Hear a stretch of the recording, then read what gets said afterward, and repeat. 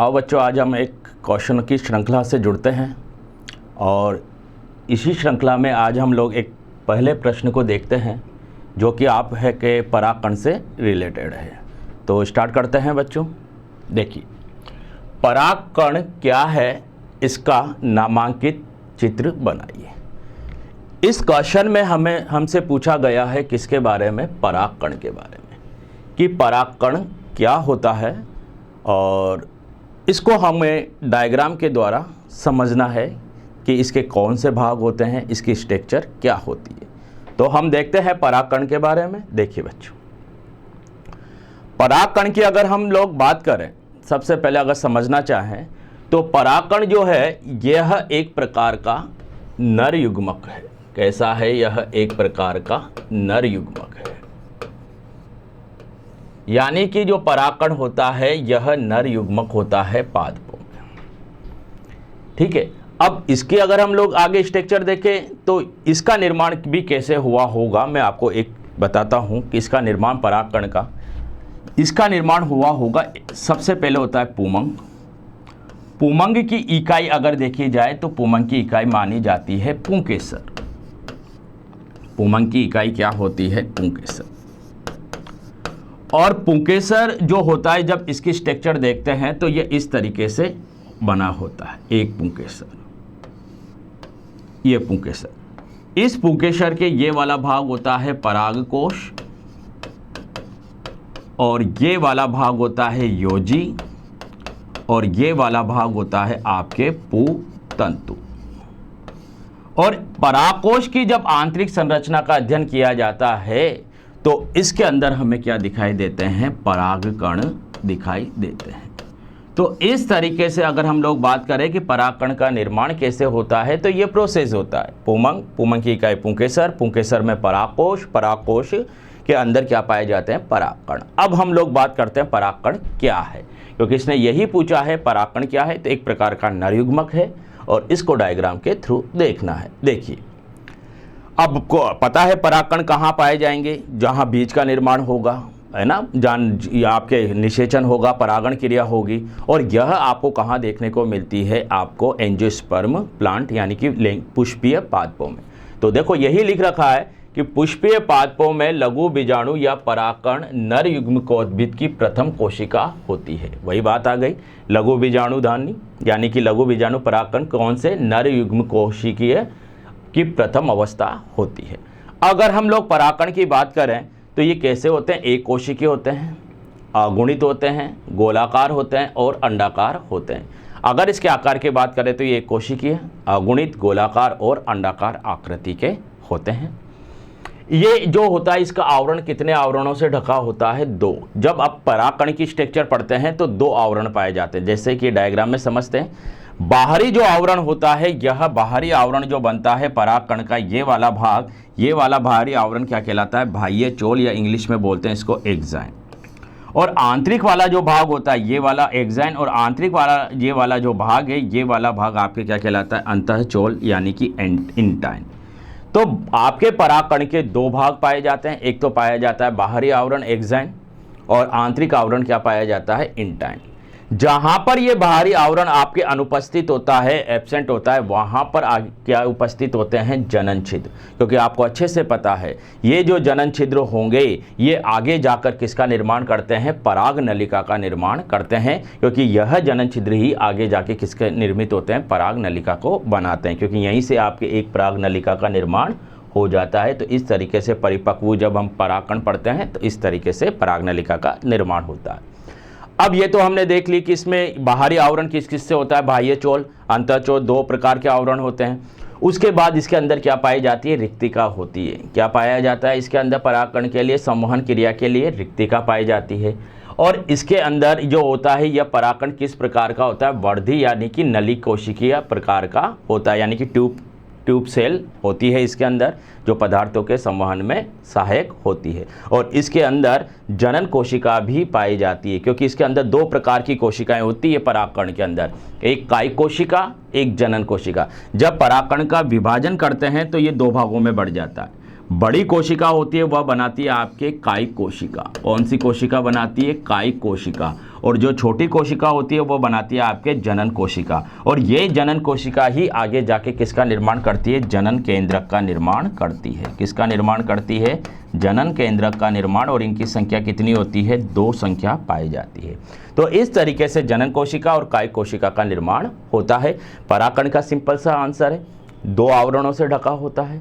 सबसे बाहरी आवरण एक्साइन और आंतरिक आवरण इंटाइन होता है, और इसमें जो होता है 2 विभाजन के समय 2 कोशिकाएं बनती है। बड़ी वाली कोशिका कायिक कोशिका जो कायिक केंद्रक बनाएगी, छोटी कोशिका जनन कोशिका जो जनन केंद्रक का निर्माण करती है। देखते हैं अब हम लोग, यह अगुणित गोलाकार अंडाकार तथा द्विस्तरीय भित्ति है। अब 2 आवरणों से ढका होता है। पहला आवरण देखो बाह्य चोल, जिसको आपने क्या नाम दे दिया था, एक्साइन। यह कैसा होता है, मोटा व खुरदरा होता है। यह एक विशेष वसीय रासायनिक पदार्थ जिसको स्पोरोपोलेनिन के बारे में मैं आपको बताता हूं कि यह पदार्थ जो होता है स्पोरोपोलेनिन, यह पदार्थ, इस पदार्थ के कारण लंबे समय तक परागकण सुरक्षित रहते हैं, और हमें सबसे अच्छा जीवाश्म के रूप में जो पराग मिलता है वह परागकण ही मिलता है। तो स्पोरोपोलेनिन का आवरण बाह्य चोल पे पाया जाता है, जो लंबे समय तक परागकणों को सुरक्षित रखने का कार्य करता है। तो यही है, इसके कारण परागकणों में अपघटन के प्रति उच्च प्रतिरोधकता क्षमता पाई जाती है, यानी कि उसको रोकने का कार्य करता है। बाह्य चोल में देखो आपने कुछ छिद्र पाए जाते हैं जिन्हें जनन छिद्र कहते हैं, और यहाँ पर स्पोरोपोलेनिन अनुपस्थित होता है, क्योंकि यहाँ से पराग नलिका का निर्माण होता है। द्विबीजीय पत्री पादप जो होते हैं 3 जनन छिद्र पाए जाते हैं। द्विबीज पत्री डाइकोट प्लांट होते हैं, उसमें 3 होते हैं, और एक मोनोकोट में कितना पाया जाता है, केवल 1 जनन छिद्र पाया जाता है। तो ये बाह्य चोल हो गया, जिस पर हमने देखा बाह्य चोल पे सिंपल सा है, स्पोरोपोलेनिन का आवरण पाया जाएगा, और यहाँ पर जनन छिद्र उपस्थित होंगे जहाँ पर बाह्य चोल एब्सेंट होता है। और द्विबीज पत्री पादप होगा तो वहाँ 3 होंगे, और एक बीज पत्री पादप होगा तो वहाँ 1 होगा। और अंतः चोल जो देखते हैं इसके नीचे की ओर स्थित होती है, जैसे कि आपने देखा ये अंदर की ओर जो ये आवरण होता है ये कौन सा कहलाता है, अंतः चोल कहलाता है। और इस पे भी पैक्टिन और सेलुलोज का आवरण होता है, यानी कि किसकी बनी होती है, पैक्टिन और सेलुलोज की बनी होती है। और इसी के अंदर परागकण जो होते हैं, इसी की भित्ति कौन सी परत होती है, यह भीतरी परत होती है। तो बाहरी परत कौन सी हो गई, एक्साइन बाह्य चोल, आंतरिक परत कौन सी होगी, अंतः चोल। और परागकण के केंद्र में सघन कोशिका द्रव्य, जो इसमें पदार्थ भरा रहता है, ये वाला पदार्थ कौन सा कहलाता है, कोशिका द्रव्य। और एक बड़ी नलिकीय केंद्रक जो कायिक कोशिका का निर्माण करेंगे, रिक्तिका, जनन कोशिका आदि सभी प्रकार के क्या पाए जाते हैं, इसमें कोशिकांग पाए जाते हैं। तो सिंपल सा क्वेश्चन था। अब हम बात करते हैं परागकण का अंकुरण। किसकी बात करते हैं, परागकण का अंकुरण। परागकण का अंकुरण कैसे होता है, जैसे वो परागकण बन गया, अब उसका अंकुरण किस संदर्भ में होगा, किस वे में होगा, उसके बारे में हम लोग बात करते हैं। तो जैसे कि आपने देखा ये एक आपके परागकण था स्ट्रक्चर, ये एक्साइन वाला भाग था, ये एंटाइन वाला भाग था। इसके ये कौन से छिद्र थे, जनन छिद्र थे। और इस जनन छिद्र में से एक जनन छिद्र से किसका निर्माण हो जाता है, आपके पराग नलिका बन जाती है। और जनन कोशिका आपके 2 जनन केंद्रक बनाती है, 2 नर युग्मक केंद्रक, और एक जो होता है कायिक कोशिका कायिक केंद्रक का निर्माण करती है। तो इसी तरीके से है कि परागकण का अंकुरण कैसे होता है। लघु बीजाणु जन के बाद परागकण में कौन सा विभाजन होता है, समसूत्री विभाजन होता है। जैसे आपने देखा कि आपके ये जो लघु बीजाणु है, ये वाला, ये आपने देखा पुमंग, पुमंग की इकाई पुंकेसर, पुंकेसर से क्या बना, ये एक स्ट्रक्चर देखी पुंकेसर की, इसमें परागकोश, और परागकोश में लघु बीजाणु पाई जाती है, लघु बीजाणु धानी। और इस लघु बीजाणु में ही अंदर क्या बनते हैं, आपके परागकण बनते हैं। तो इसी के बारे में हम बात करते हैं कि ये जो परागकण है इसमें कौन सा विभाजन होता है, समसूत्री, और कई सारे परागकण का निर्माण होता है, जो यह 2 असमान कोशिकाओं का निर्माण करता है। पहली बड़ी कोशिका बनेगी वह कायिक कोशिका, और छोटी कोशिका बनेगी वह जनन कोशिका, है ना। तो इनमें से बड़ी जो कोशिका होती है उसे वर्धी या कायिक कोशिका कहते हैं, तथा दूसरी कोशिका जो होती है उसे जनन कोशिका कहते हैं। अर्थात इस द्विकोशिका अवस्था में आ जाता है, इस समय परागकण का क्या हो जाता है, परागण हो जाता है। तो सिंपल वही स्ट्रक्चर है जो मैंने आपको बताई है कि बड़ी कोशिका जो बनेगी इसमें ऊपर वाली ये कायिक कोशिका बनेगी, और ये छोटी कोशिका बनेगी। तो इस तरीके से ये परागकण का क्या होता है, अंकुरण होता है, यानी कि परागण हो गया। अब ये परागण होने के पश्चात अब ये परागकण कहाँ जाएगा, ये परागकण का निर्माण हो गया ना, अब ये कहाँ जाएगा, यह वृत्तिकाग्र पर चला जाएगा। तो देखो परागण के बाद परागकण के बाद वृत्तिकाग्र पर तरल पदार्थ क्या होकर परागकण अंकुरित हो जाते हैं। अंकुरित कहाँ होंगे? ये वृत्तिकाग्र पर होंगे। और अंकुरण के समय काय कोशिका की भित्ति जनन छिद्र से निकलकर एक नलिका का निर्माण करती है, जिसे पराग नलिका कहते हैं। जनन छिद्र से एक नलिका बन गई, जैसे मैंने बताया ये नलिका कौन सी बन गई, यह आपके जो नलिका बनती है, यह नलिका आपके किसका निर्माण करती है? पराग नलिका का निर्माण करती है।